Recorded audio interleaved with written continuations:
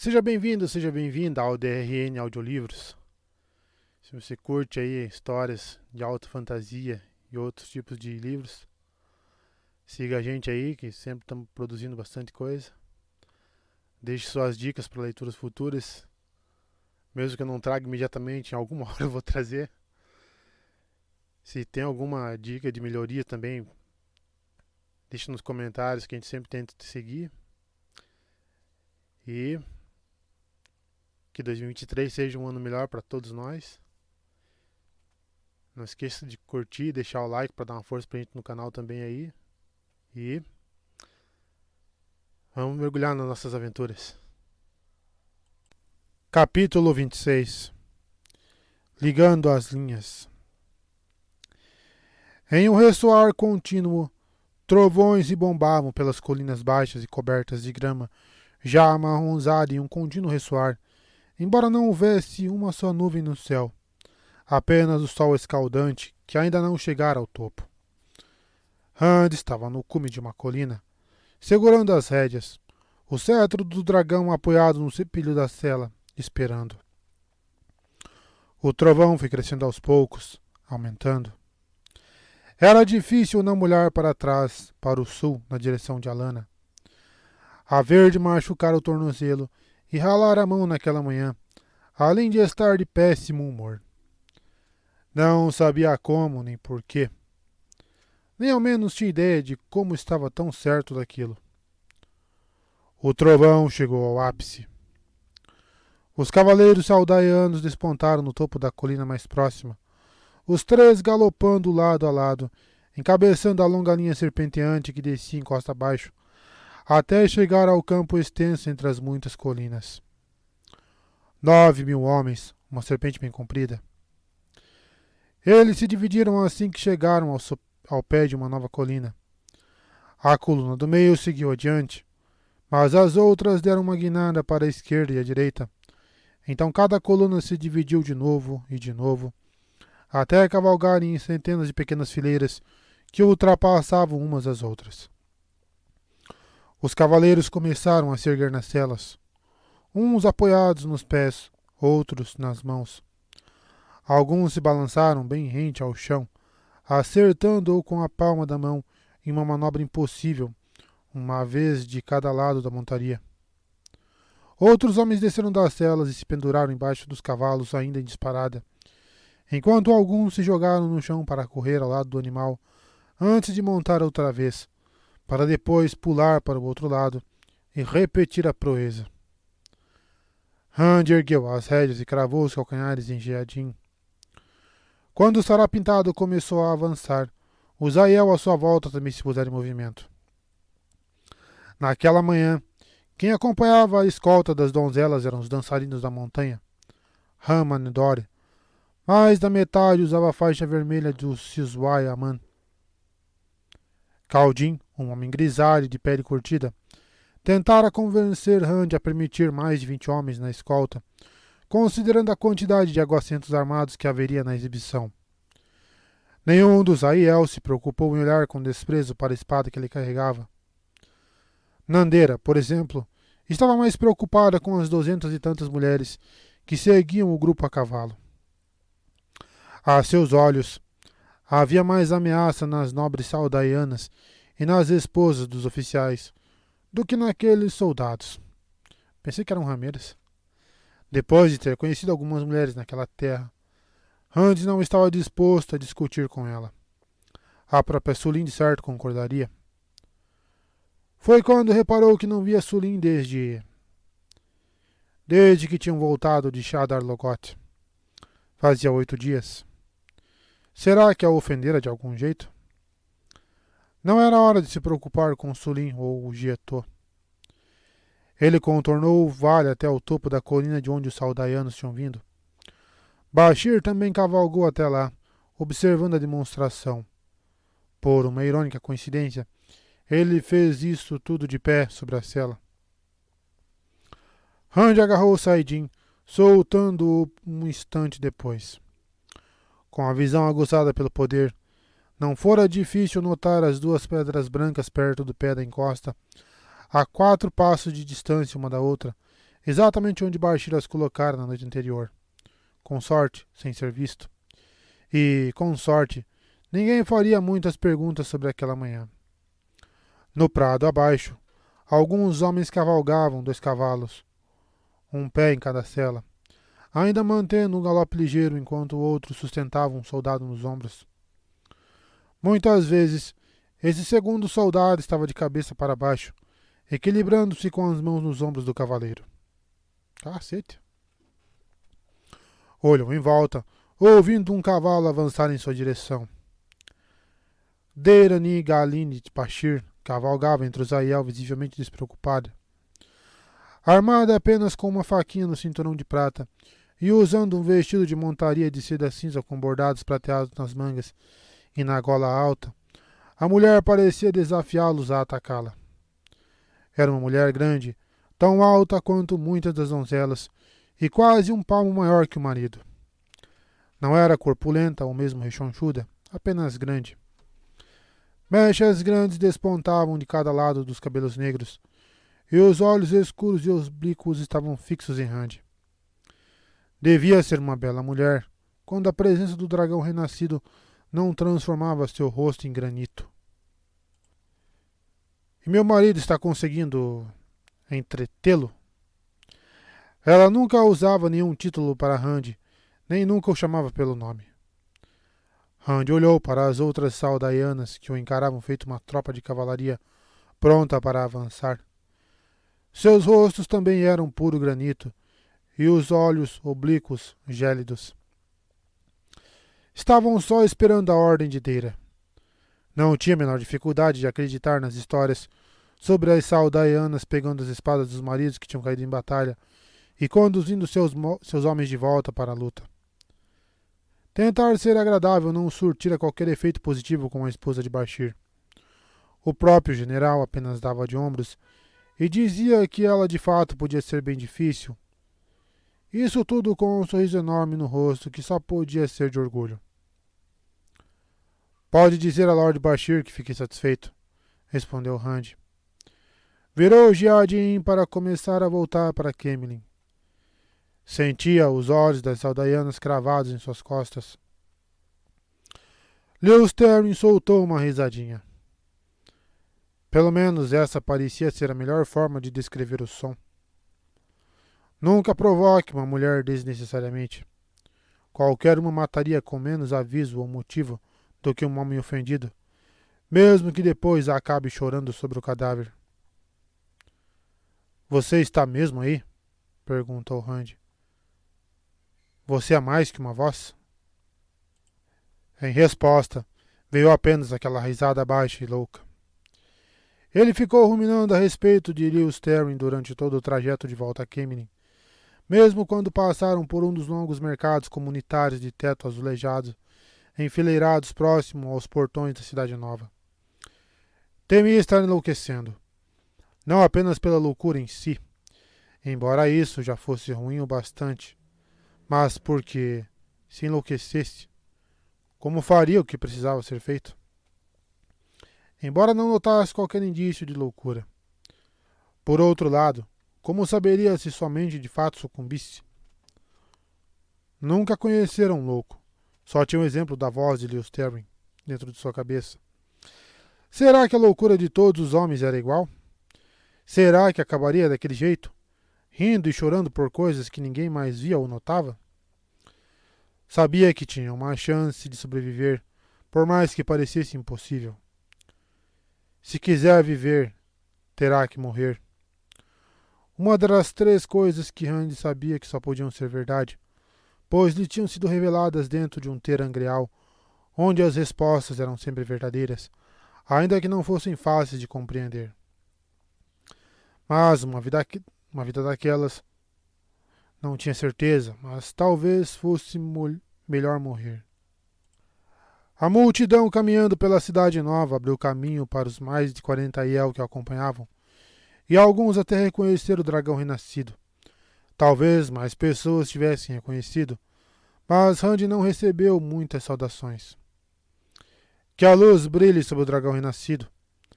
A glória da luz ao dragão renascido e O dragão renascido, o rei de Andor. Aquela última sempre o incomodava, e dessa vez ouviu a saudação mais de uma vez. Precisava encontrar a Elaine. Sentia os dentes rangendo. Não conseguia nem olhar para o povo. Queria deixar todos de joelhos, berrar que Elaine era a rainha.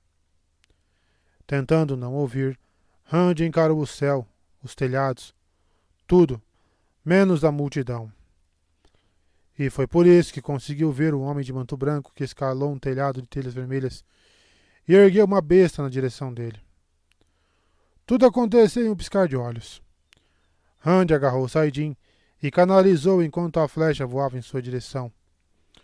O projétil atingiu uma barreira de ar, uma massa de prata azulada suspensa no meio da rua, chocando-se com um clangor de metal contra metal.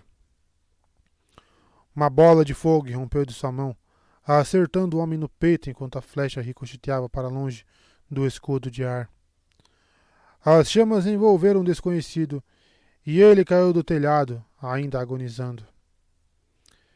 Então alguém se atirou em cima de Rand, jogando-o para fora da cela. Ele caiu feio no chão de paralelepípedos, sentindo um peso sobre seu corpo, e largou o Saidin ao mesmo tempo em que perdia o fôlego.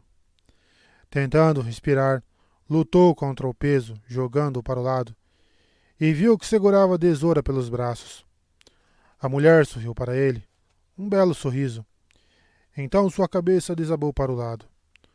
Os olhos azuis o encaravam, já cegos e embotados. Uma flecha da besta despontava de seu peito, pressionando o punho de Rand. Por que ela sempre escondera aquele sorriso tão lindo? Rand foi agarrado e erguido por donzelas e dançarinos da montanha, que o empurraram para o canto da rua, bem ao lado da loja de um funileiro, e se dispuseram em um círculo bem fechado à sua volta. Todos velados, os arcos de chifre prontos, os olhos perscrutando ruas e telhados. Gritos e berros irromperam por toda parte, mas a rua já estava completamente livre, mais de 50 passadas de cada lado do círculo de Aiel, e a multidão virou uma massa fervilhante e desesperada para ir embora. A rua estava vazia, exceto pelos corpos. Desora e mais 6. 3 deles Aiel. Rand achou que havia mais uma donzela abatida. Era difícil ter certeza daquela distância, ainda mais com a pessoa caída feito uma boneca de pano. Rand começou a andar e os Aiel à sua volta apertaram ainda mais o círculo em uma muralha de carne. Esses lugares parecem tocas de coelhos, comentou Nandeira, displicente, mas ainda de rosto velado, vigiando os arredores. Se entrar na dança aqui, pode acabar levando uma facada nas costas antes de desconfiar de que há perigo. Caldinha sentiu. Isso me lembra uma batalha perto de Fenda de Cedar, quando... Bem, pelo menos temos um prisioneiro. Alguns dos Ramanidori tinham saído de uma taverna do outro lado da rua, empurrando um homem com os braços e os cotovelos amarrados nas costas. O homem não parou de se debater até ser derrubado de joelhos sobre o chão de paralelepípedos, as lanças coladas a seu pescoço. Talvez ele diga quem ordenou isso. Caldin não parecia ter a menor dúvida de que o homem falaria. Um instante depois, algumas donzelas saíram de outra casa, trazendo um segundo homem amarrado. O sujeito mancava e estava com o rosto ensanguentado. Não demorou para os Aiel alinharem 4 homens ajoelhados na rua. Enfim, o semicírculo que envolvia Rand se afrouxou. Os 4 pareciam rufiões, mas o que estava todo sujo de sangue cambaleou e revirou os olhos para os Aiel. 2 outros pareciam desafiadores, e o quarto os olhava com desprezo. Rand sentiu as mãos tremerem. Tem certeza de que eles estavam envolvidos? Não conseguia acreditar na brandura e na firmeza de sua voz. Um tanto de fogo devastador resolveria tudo. Fogo devastador não, protestou Lewis Terry, ofegante. Nunca mais. Tem certeza? Estavam, respondeu uma donzela, mas ele não soube dizer quem era por trás do véu. E os que matamos estavam usando isso aqui. A mulher deu um puxão, soltando o manto preso pelos braços atados do sujeito, com o rosto ensanguentado. Era um manto branco surrado, encardido, e manchado com um raio de sol dourado bordado na parte que deveria ficar sobre o peitoral. Os outros 3 usavam mantos iguais. Fomos enviados para ficar de vigia, acrescentou um dançarino da montanha, e informar aos superiores caso o ataque fosse mal sucedido. Ele soltou uma risada seca e curta. Esses superiores não imaginavam o tamanho do fracasso. Nenhum desses homens disparou uma besta? Perguntou Rand. Fogo devastador. Não. Ganiu-lhe o Stern de longe. Os Aiel se entreolharam e negaram com as cabeças envoltas das chufas. Enforquem todos, ordenou. O sujeito ensanguentado quase desabou. Rand o sustentou com fluxos de ar e o pôs de pé. Só então percebeu que agarrara Saidin. Aceitou de bom grado aquela luta pela sobrevivência. Aceitou até a mácula que corroía seus ossos feito lodo ácido. O poder diminuía a consciência das coisas que preferia não lembrar, das emoções que preferia não sentir. Qual é o seu nome? Faral, milord. Dimir Faral. Os olhos tão arregalados que quase saltavam das órbitas. Encaravam Rand por trás daquela máscara de sangue. Por favor, não me enforque, milord. Eu caminharei pela luz. Eu juro. Você é um sujeito de muita sorte, Dimir Faral. Começou Rand, sua própria voz soando tão distante quanto os gritos de Lewis Terry. Você vai assistir ao enforcamento dos seus amigos. Faral começou a chorar. Depois receberá um cavalo. Então vai contar a Pedro Unial que um dia eu também o enforcarei pelo que aconteceu aqui hoje. Quando Rand soltou os fluxos de ar, Faral desabou no chão, gemendo e afirmando que iria até Amador, sem parar nenhuma vez. Os 3 que estavam à beira da morte encararam um homem soluçante com desprezo. Um até cuspiu no chão. Rand eliminou todos os pensamentos sobre aqueles homens. Nial era o único de quem precisava lembrar. Ainda havia uma coisa a fazer. Afastou Saidin, travando a luta para escapar sem ser obliterado. A luta para se forçar a soltar o poder. Não queria nenhum filtro que o apartasse das emoções que viriam com o que precisava fazer. Uma donzela estava agitando o corpo de Desora, que já estava com o véu erguido. A mulher ergueu o braço para detê-lo quando Rand tocou o algode negro. Então hesitou, o encarou e se afastou, agachando. Rand ergueu o véu e memorizou o rosto da donzela caída. Parecia estar dormindo. Desora, do ramo Musara dos Aiel Ren. Tantos nomes. Lia, dos Sharin Kozaida. Dailin, dos Taardad dos Nove Vales. Lamele, dos Miagoma da Água Esfumada. Tantos. Ele às vezes percorria nome por nome daquela lista, mas havia um nome que não fora culpa sua. Iliena Terin Moerelli. Não sabia como Lewis Terry impusera aquele nome ali, mas mesmo que soubesse, não removeria. Afastar-se de Desora foi ao mesmo tempo um esforço e um alívio. Mas foi puro alívio descobrir que o corpo que ele achava que era de uma segunda donzela, na verdade era de um homem, um sujeito baixo para um Aiel. Rand também lamentava pelos homens que morriam por ele, mas com suas mortes sempre vinha à sua mente um antigo ditado: deixe que os mortos descansem, cuide dos vivos. Não era fácil, mas conseguia se obrigar a seguir aquelas palavras. Entretanto, nunca conseguia sequer invocar o ditado quando era uma mulher que morria. Seu olhar foi atraído pela visão de uma saia esparramada no chão de paralelepípedos. Os mortos não eram apenas Aiel. A mulher levara uma flechada de besta bem entre as omoplatas. Quase nenhum sangue marchava as costas do vestido. Uma morte rápida, o que era um pequeno consolo. Randy se ajoelhou e virou o corpo com toda delicadeza. A outra ponta da flecha projetava-se do peito. A mulher tinha um rosto quadrado de meia-idade, com toques de fios grisalhos nos cabelos. Os olhos escuros estavam arregalados, e ela parecia surpresa. Não sabia seu nome, mas memorizou as feições. Aquela mulher morrera apenas por estar na mesma rua que ele. Agarrou o braço de Nandera, que se desvencilhou para que ele não atrapalhasse, caso precisasse usar o arco, mas ainda assim o encarou. Encontre a família desta mulher e dá a eles o que precisarem. Ouro não era o bastante. Precisavam eram da esposa de volta, da mãe. Mas isso ele não podia dar. O que precisarem. E descubra o nome dela. Nandera estendeu a mão em sua direção. Então voltou a segurar o arco. Quando Randy se levantou, notou que as donzelas observavam.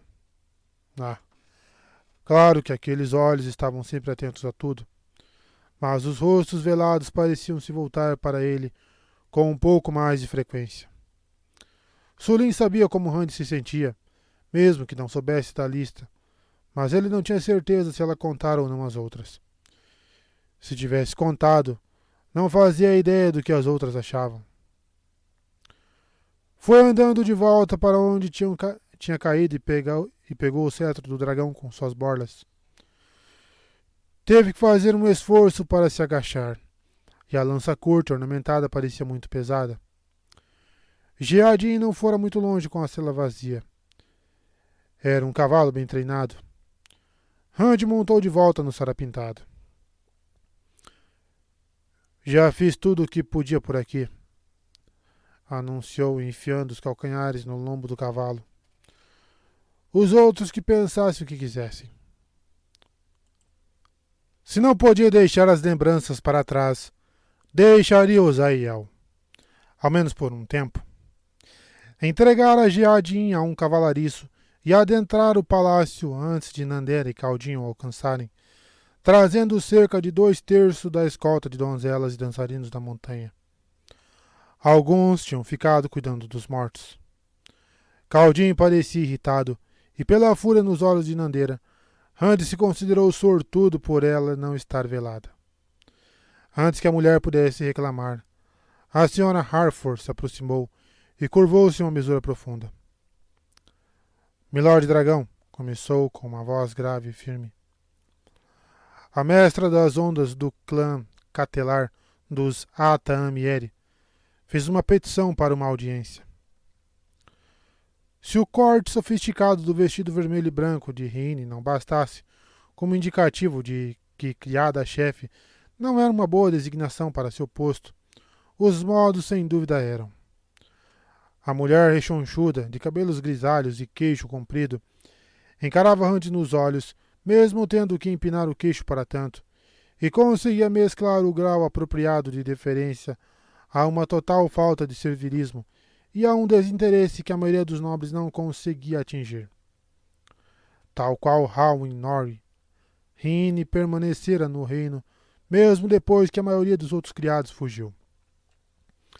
Randy tinha leve suspeita de que a mulher ficara para defender o palácio dos invasores, e não ficaria surpreso em descobrir que ela fazia revistas periódicas em seus aposentos, atrás de bens do palácio. Não ficaria surpreso sequer em saber que ela tentara revistar os Aiel. O povo do mar? O que é que eles querem? Rine o encarou com um olhar paciente, tentando ser compreensiva com sua ignorância. Apenas tentando. A petição não informa, Milord Dragão. Se Moiraine sabia alguma coisa a respeito do povo do mar, não priorizara o tópico em seus conselhos. Mas, pela atitude de Rine, aquela mulher que pediu uma audiência era importante. O título de mestra das ondas de certo soava importante. Bem, teria que usar o grande salão. Não visitara o lugar desde que voltara de Caerhien. Não que tivesse qualquer motivo para evitar o Salão do Trono. Simplesmente não houvera necessidade de usá-lo. Hoje à tarde, respondeu hesitante. Diga que haverei no meio da tarde. A senhora ofereceu boas acomodações a ela e à comitiva? Duvidava de que uma pessoa com um título tão imponente fosse viajar sozinha. Ela recusou, e todos se hospedaram na bola e argola. Renée Harford pareceu meio irritada com aquilo. Ao que parecia, não considerava a recusa muito apropriada, por mais importante que fosse uma mestra das ondas.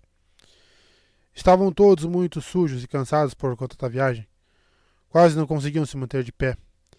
Vieram a cavalo, não de coche, e acredito que não estejam muito acostumados a esse tipo de viagem. Ela piscou, parecendo surpresa por ter falado tanto. Então recuperou a discrição como se vestisse um manto. Outra pessoa deseja vê-lo, Milord Dragão. Sua voz assumiu o mais leve tom de desgosto. Lady Helena. Até ele teve que conter uma careta. Helena, de certo, preparara mais um discurso reivindicando seus direitos ao trono do leão. Até então, Randy conseguira evitar ouvir mais de uma em cada 3 palavras. Bem, seria fácil dispensá-la. Ainda assim, precisava de uma informação a respeito da história de Andor, e ninguém por ali sabia mais do assunto do que Helena Sarandi. Bem, leve Lady Helena aos meus aposentos, por favor. É verdade que pretende levar a filha herdeira ao trono? A pergunta não veio um tom ríspido, mas Rini não demonstrava a menor diferença. Seu rosto permanecia impassível, mas Andy tinha certeza de que, com a resposta errada, a mulher berraria por Elaine, o leão branco, e tentaria esmagar seu crânio, com ou sem escolta Aiel em volta. Pretendo, respondeu ele com um suspiro. O trono do leão é de Elaine. Pela luz e por minha esperança de renascimento e salvação. É dela. Reine o avaliou por um instante, então abriu as saias. Em mais uma mesura profunda. Vou mandar a Lady Helena entrar, Milord Dragão. A mulher se afastou a passos graciosos, as costas eretas. Mas era sempre assim, e não havia como dizer se ela acreditara no que ouvira. Um inimigo ardiloso, começou Caldin, irritadiço, antes que Rini avançasse 5 passadas. Prepara uma emboscada fraca para que o alvo consiga escapar. Com a confiança de ter enfrentado a ameaça, o alvo então abaixa a guarda e caminha direto para uma segunda emboscada, mais poderosa. Nandera, quase falando por cima de Caldin, declarou em uma voz gélida. Os rapazes podem ser impetuosos, podem ser impulsivos, podem até ser idiotas. O cara carne não pode se permitir ser um rapaz. Randy olhou os dois por cima do ombro antes de começar a se afastar. Parou apenas por tempo suficiente para dizer: Vamos voltar para o palácio. Escolham os 2 da escolta. Não foi nenhuma surpresa ver que Nandera e Caldin escolheram a si mesmos, menos ainda que o tenham seguido pisando duro em um silêncio muito rígido. Randy parou diante da porta para seus aposentos e pediu que mandassem Helena entrar quando ela chegasse. Então os deixou no corredor. Havia ponche de ameixa em uma jarra folhada a prata, mas ele nem pensou em beber. Ficou apenas encarando a jarra, tentando planejar o que diria, até que notou o que estava fazendo e soltou um grunhido de surpresa. O que havia para planejar? Uma batidinha na porta anunciou Helena. A mulher de cabelos cor de mel se curvou em uma mesura ao entrar. Usava um vestido trabalhado em rosas douradas. Em qualquer outra mulher, Randy teria pensado que eram simples rosas. Em Helena, só podia simbolizar a coroa de rosas. Milord Dragão, agradeço a imensa cortesia de me receber. Quero fazer algumas perguntas sobre a história de Andor, respondeu Rand. Gostaria de um pouco de ponche de almeja? Helena não conseguiu se conter e arregalou os olhos em deleite. Sem dúvida já planejava conduzir a conversa para as próprias reivindicações, mas Rand lhe dera um pretexto de graça. Ela abriu um sorriso em seu rosto de raposa. Posso ter a honra de servir Milord Dragão? Perguntou, mas não esperou que Rand assentisse.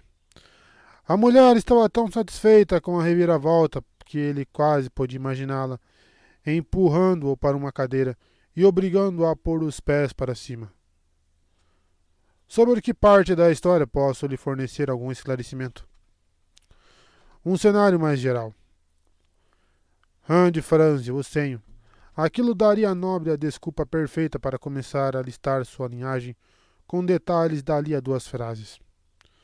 Por exemplo, quero saber quem levou o Souran Maravilha a trazer a esposa para cá. Ele era de Kemnin? Foi Shara quem trouxe Souran, Milord Dragão. O sorriso de Helena mudou um pouco, assumindo um ar indulgente. A mãe de Shara era Endara Casalen, a governante local de Arthur Asa de Gavião quando Antor era apenas uma província. Ela também era neta de Joal Hamedar, o último rei de Aldeshar. Souran era só um general. Rand pôde apostar que a mulher estava para dizer que ele era plebeu, mas pensou melhor a tempo.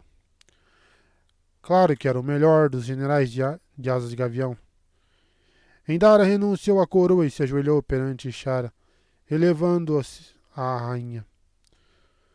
Rand não conseguia acreditar que a coisa tinha ocorrido exatamente dessa forma, ou pelo menos não daquele jeito tão pacífico. Claro que foi uma época terrível, tão ruim quanto a Guerra dos Trollocs, tenho certeza. Com Asa de Gavião morto, todos os nobres queriam se tornar reis, ou rainhas. No entanto, Ishara sabia que ninguém poderia dar conta de todo o território. Eram facções demais.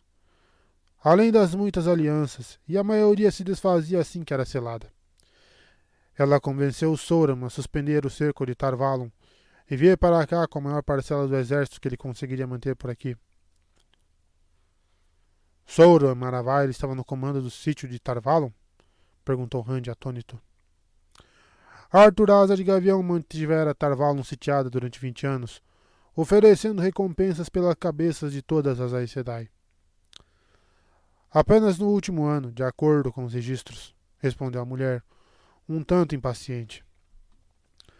Era visível que ela não estava nem um pouco interessada em Souran, exceto por ser o marido de uma nobre. Ishara era muito esperta. Ela prometeu a Aes Sedai que sua filha mais velha seria enviada para estudar em Tar Valon, o que lhe rendeu o apoio da torre e uma conselheira Aes Sedai chamada Balair. Ela foi a primeira governante com uma conselheira da torre. Claro que outros a imitaram, mas o fizeram porque queriam o trono de Asa de Gavião. Helena desatou a falar, muito animada, o cálice esquecido enquanto ela gesticulava com a mão livre. As palavras saíram em uma torrente. Uma geração inteira se passou antes dessa ideia fenecer, mas Narazim Burhan insistiu em sua tentativa até os últimos 10 anos da Guerra dos 100 Anos. Seus planos eram deploráveis e o fizeram acabar com uma lança cravada na cabeça um ano depois. Ismara Guetares também a tinha tentado, cerca de 30 anos antes, e obteve um progresso considerável, até que decidiu conquistar Andor. A mulher passou os últimos 12 anos de vida como convidada da rainha Telaizien. Esmara foi assassinada, mas não há registro de por que alguém iria querer a mulher morta, depois que Telaizien destruiu seu poder. Veja bem, as rainhas que vieram depois de Ishara, todas elas, de Alezin, de Alindele, deram seguimento às suas ideias, e não apenas no costume de enviar uma filha para a torre. Ishara mandou Souran proteger as terras vizinhas a Kemnin, começando com apenas algumas milhas. Mas aos poucos foi expandindo seu controle. Ora, levou 5 anos para seu domínio chegar ao rio Erenin. A posse das rainhas de Andor sobre as terras que controlavam era incontestável, ainda mais em uma época em que a maioria dos que se intitulavam reis ou rainhas estavam mais interessados em conquistar algumas poucas terras do que em fortalecer as que já possuíam. A mulher parou para tomar fôlego e Rand aproveitou a brecha. Helena falava daquela gente como se os conhecesse, mas ele já estava tonto com tantos nomes desconhecidos. Por que não existe a casa Maravaile? Nenhum dos filhos de Ishara viveu além dos 20 anos. Helena deu de ombros e bebericou o ponche. O assunto não a interessava, mas deu abertura para um novo tópico. 9 rainhas reinaram durante a Guerra dos 100 Anos, e nenhuma teve um filho que vivesse mais de 23 anos. As batalhas eram constantes, e Andor sofria pressão de todos os lados. Ora, durante o reinado de Maragain, 4 reis se uniram seus exércitos contra ela. Inclusive, existe uma cidade nomeada em homenagem à batalha, que se passou por lá. Os reis eram... Mas todas as rainhas são descendentes de Sauron e Shara? Perguntou Rand mais que depressa. A mulher descreveria em detalhes cada dia daquela maldita guerra, se ele deixasse. Ele se sentou e gesticulou para que Helena se acomodasse em alguma poltrona. Sim, respondeu a nobre relutante. A hesitação de certo estava em incluir Sauron na lista. Ela logo se animou. Veja bem, a questão é o quanto do sangue de Shara a pessoa tem. Quantas linhas ligam a rainha a ela e em que grau? No meu caso, para mim não é fácil entender. Por exemplo, Tigraine e Morgase. Morgase tinha mais direito que Tigraine. Suponho que isso signifique que Morgase e Tigraine eram parentes próximas? Elas eram primas. Helena se esforçava para esconder a irritação em ser interrompida com tanta frequência, ainda mais agora, quando estava tão perto do que queria dizer. Mesmo assim, comprimiu os lábios e aceitou. Parecia uma raposa querendo abocanhar uma galinha que escapava a todo instante. Entendi. Primas. Rand tomou um gole, esvaziando quase todo o cálice. Somos todos primos, todas as casas. O silêncio dele pareceu revigorá-la. Seu sorriso voltou. Com os casamentos entre nobres já há mais de 1000 anos, não existe uma só casa sem uma gota do sangue de Shara. Mas o que importa é o grau, assim como a quantidade de linhas de ligação. No meu caso... Rand piscou. Vocês são todos primos? Todos vocês? Isso não parece muita pos... Ele se inclinou para a frente, atento. Helene, se Morgase e Tigraine fossem pessoas mais simples, como mercadoras ou fazendeiras, qual seria o grau de parentesco entre elas? Fazendeiras? Perguntou a mulher encarando-o. Milord Dragão, que pergunta mais curiosa. A nobre começou a empalidecer. Rand fora fazendeira, afinal. Ela umedeceu os lábios e estalou a língua, tensa. Eu suponho que... Eu teria que pensar. Fazendeiras. Suponho que para isso eu teria que imaginar que todas as casas fossem compostas de fazendeiros. Ela soltou uma risada nervosa, abafando-a com um ponche. Bem, se as duas fossem fazendeiras, acho que ninguém as consideraria parentes, na verdade. Todas as ligações são bem distantes. Mas elas não eram fazendeiras, Milord Dragão. Rand desviou mais da metade da atenção para os próprios pensamentos e se afundou de novo na cadeira. Não eram parentes. Não tá querendo pegar a prima, né?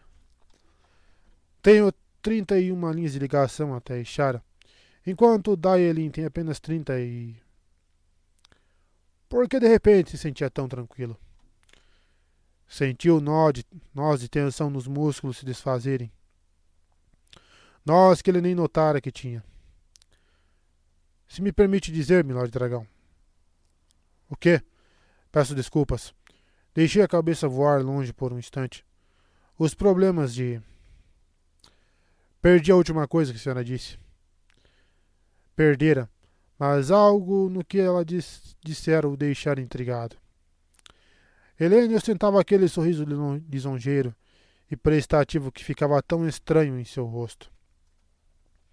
Ora, eu só estava dizendo que o senhor mesmo é um pouco parecido com o Tigraine, Milord Dragão. O senhor deve ter um toque do sangue de Shara. A frase acabou com um gritinho abafado, e Randy percebeu que se levantara. Estou um pouco cansado. Ele tentou falar em um tom normal, mas sua voz soava distante, como se estivesse envolto no vazio. Peço à senhora a gentileza de me deixar sozinho. Não sabia como estava seu rosto, mas Helene se levantou de um pulo e correu para botar o cálice na mesa. A mulher tremia. Se antes seu rosto estava pálido, agora parecia papel. Curvando-se uma mesura mais adequada a um ajudante de cozinha pego roubando, a nobre saiu correndo para a porta. Cada passo mais ligeiro que o outro, sem nunca parar de olhar por cima do ombro.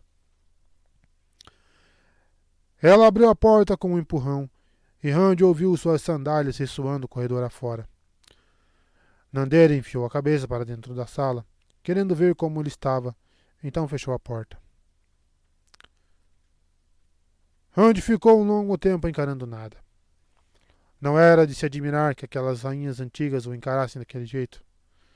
Sabiam o que ele estava pensando, mesmo quando ele próprio não o fazia. A sementinha de preocupação que ocorria, súbita e invisível, desde que eles descobriram o nome verdadeiro da mãe. Mas Tigraine não era parente de Morgase. Sua mãe não fora parente da mãe de Elaine. Ele não era parente de... Você é um libertino da pior laia, declarou, a voz alta e amarga. Você é um imbecil e um... Desejou que Leosterin se pronunciasse para que ele pudesse dizer a si mesmo que o outro sim era um louco e ele não, e ele era são. O que sentia eram os olhares das governantes mortas de Andor, ou seria Lana. Avançou até a porta e a abriu com um tranco. Nandera e Caldinho estavam acocorados sob uma tapeçaria de pássaros coloridos. Reúnam a escolta, declarou. Vou a Cairhien. Por favor, não contem a Avienda.